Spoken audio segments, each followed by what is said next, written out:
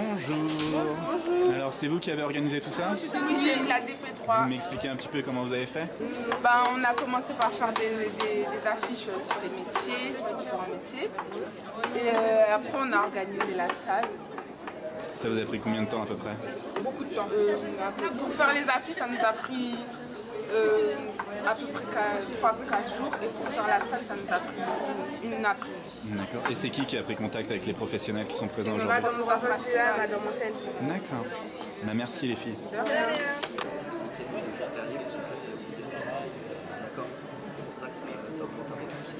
Pas rouler en Audi. C'est la question suivante, non?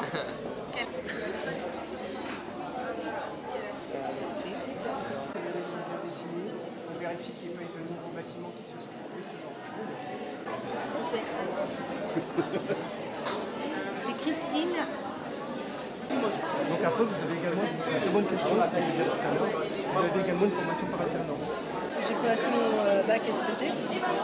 Ensuite, j'ai fait une classe préparatoire. Et après, c'est moi qui marche. L'entreprise, elle paye le fait que j'ai fait des études. Tu vois ce que je veux dire? C'était dans la fonction publique.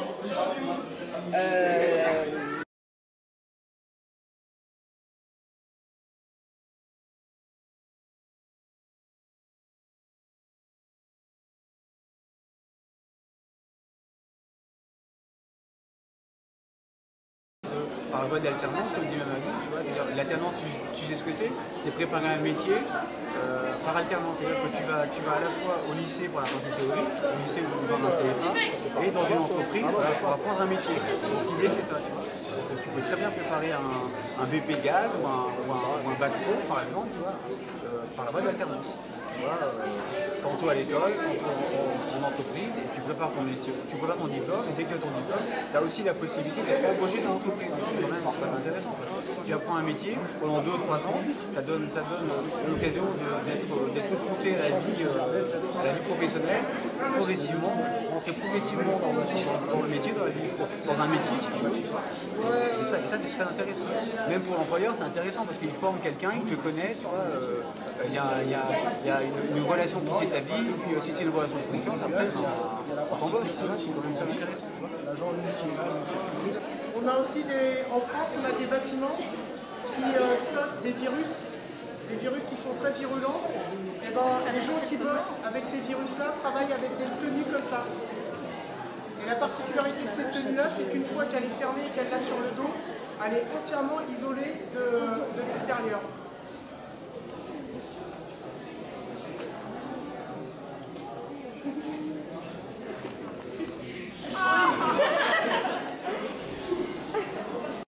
En ingénieur, vous aurez forcément dans votre carrière besoin d'une autre langue étrangère.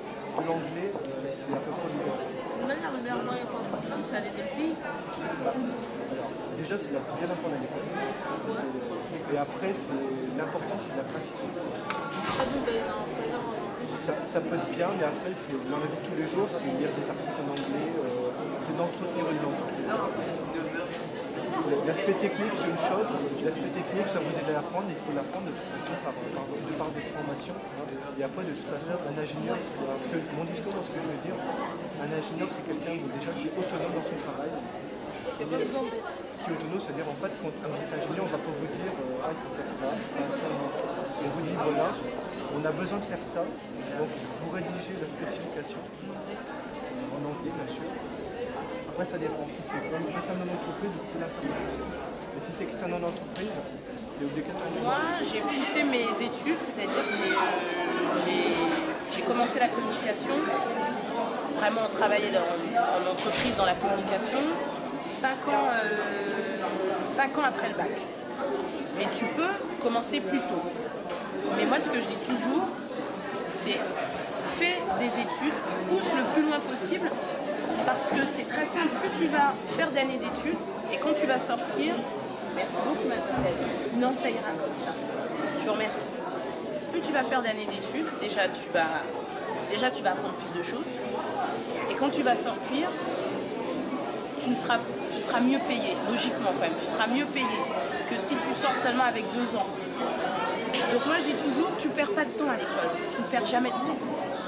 Donc moi je suis sortie à Bac+5 et derrière, les employeurs, voilà, ils ne pouvaient pas m'embaucher à un niveau de salaire trop bas.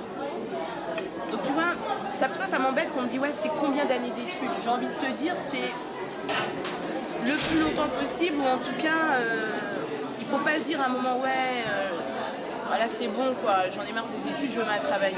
C'est une mauvaise option parce que tu vas rentrer dans l'entreprise et tu pourras pas progresser de la même façon. Parce que moi je vais rentrer après toi et je vais progresser plus vite que toi. Là dans un mois on va demander à nos élèves d'écrire et de dire je veux aller en seconde générale et technologique au lycée.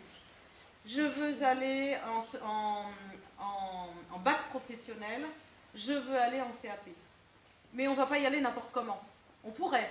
Les élèves qui vont n'importe comment, c'est-à-dire qu'ils ne choisissent pas leur orientation, eh bien ils se retrouvent à la porte des lycées au bout de 2 mois. Ce que nous on souhaite et ce que la classe de 3e 2 a contribué à faire, c'est que chaque élève choisisse son parcours, quel qu'il soit. La première personne que j'ai envie de remercier aujourd'hui, c'est vous, Madame Ancel, professeure principale de cette classe, qui est le chef d'orchestre de cette journée et qui depuis plusieurs années, alors je viens d'arriver dans l'établissement, ça fait combien de temps le forum? 3e année. 3e année. Donc depuis 3 ans, Madame Ancel, avec ses élèves, et cette année avec vous, prépare le forum, contacte les entreprises ou les partenaires, et ça donne une journée comme aujourd'hui. Et ça, c'est très important. Donc particulièrement les élèves de 3e 2, les hôtesses d'accueil, les messieurs bien habillés qui ont préparé et qui ont rangé aussi les tables et qui ont veillé à ce que ça se déroule bien, on vous remercie, Madame Ancel, les élèves de 3e 2. J'ai passé le concours infirmier, j'ai enchaîné sur j'ai pas perdu d'année, j'ai enchaîné l'année d'après à faire l'école. Après selon mon classement aussi, tu peux faire sage-femme, tu peux faire dentiste, tu peux faire voilà. Après ça peut gérer. Alors pour être pharmacien par contre c'est autre chose.